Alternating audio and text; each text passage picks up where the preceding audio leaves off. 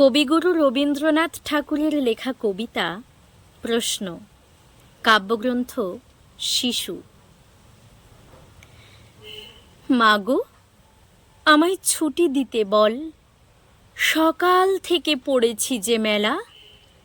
এখন আমি তোমার ঘরে বসে করব শুধু পড়া পড়া খেলা।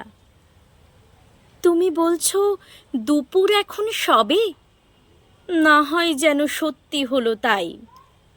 একদিনও কি দুপুরবেলা হলে বিকেল হলো মনে করতে নাই? আমি তো বেশ ভাবতে পারি মনে, সূর্যি ডুবে গেছে মাঠের শেষে। বাগদি বুড়ি চুবড়ি ভরে নিয়ে শাক তুলেছে পুকুর ধারে এসে।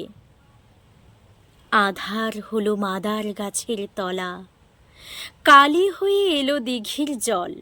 হাটের থেকে সবাই এলো ফিরে, মাঠের থেকে এলো চাষির দল।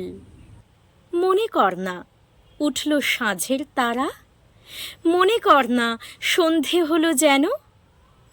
রাতের বেলা দুপুর যদি হয়, দুপুরবেলা রাত হবে না কেন?